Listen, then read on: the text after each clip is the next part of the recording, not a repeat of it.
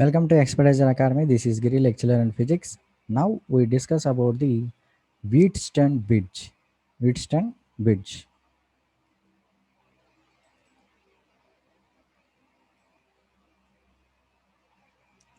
Okay. So first of all, what is the meaning of Wheatstone bridge? So what are the materials are included in this Wheatstone bridge? This Wheatstone bridge is working by the Kirchhoff laws. By using this Wheatstone bridge, you have to find the unknown resistance in the circuit by comparing the resistances of the resistors which are included in the electrical circuits. Okay, so here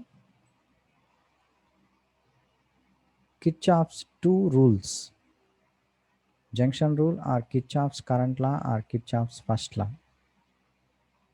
See these definitions.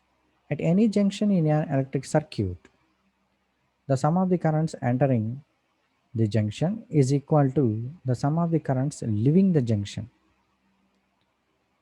In my before video in this lesson, we discussed about these Kirchhoff two rules.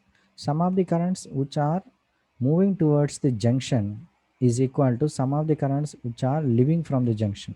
So this definition is one of the definition or one of the another type of definition. We have another type of the definition, that is the algebraic sum of the total currents at junction must be equal to 0.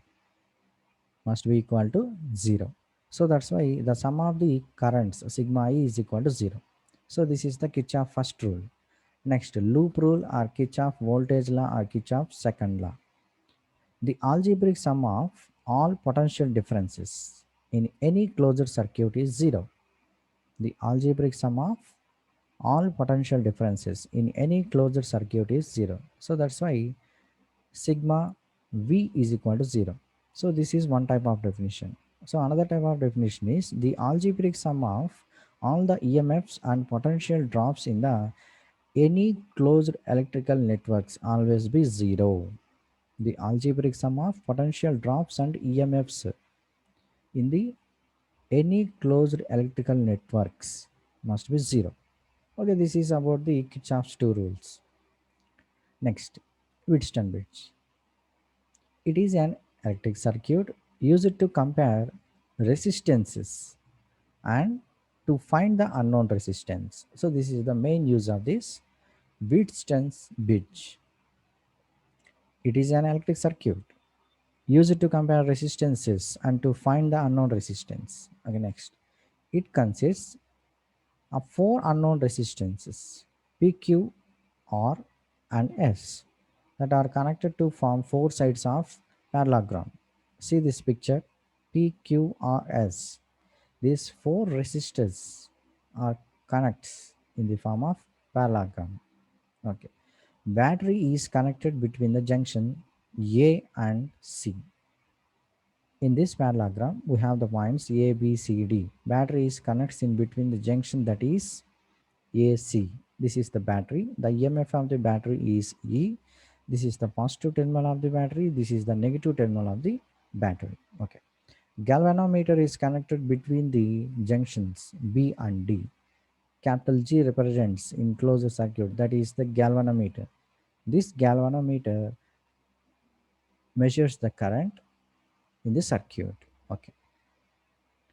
See here, the battery releases the current I. The battery releases the current I. So this I current is traveled towards the A junction. At this junction, this current splits like a I1, I2. So why this current is splits like a I1, I2? These two currents are leaving from the A junction. And before that, I1 plus I2, these two currents sum is traveling towards the A junction. capital A junction. So that's why here current is splits into I1, I2. This I1 is entered at the place of B junction. So here this I1 is converts into again I1 and IG. I1 and IG. Okay. Next, this I2 current is travel from A to D. I2 current is travel from A to D. So at this place, this current is again joined with the IG current. IG means the current is traveling to the galvanometer.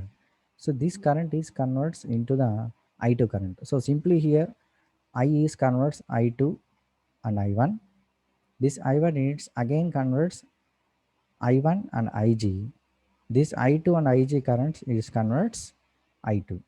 So remember this I1, I2. We also represents like a I3, I4. No problem. I3, I4. First at P, that is I1 current. At R, that is I2 current. At Q, here represent I1, but we also discuss this I1 is a I3 current. Why? Because this is I1, this is also I1. Actually, this is I1 current, but our representation of this current is at Q, that is I3, at S, that is I4, at capital G. Capital G means galvanometer, that is IG. Okay. So this is the Wheatstone bridge circuit diagram. Okay. See the derivation part. Balancing condition. Applying KCL, that means Kirchhoff current law. At B, at B junction you have to apply the KCL.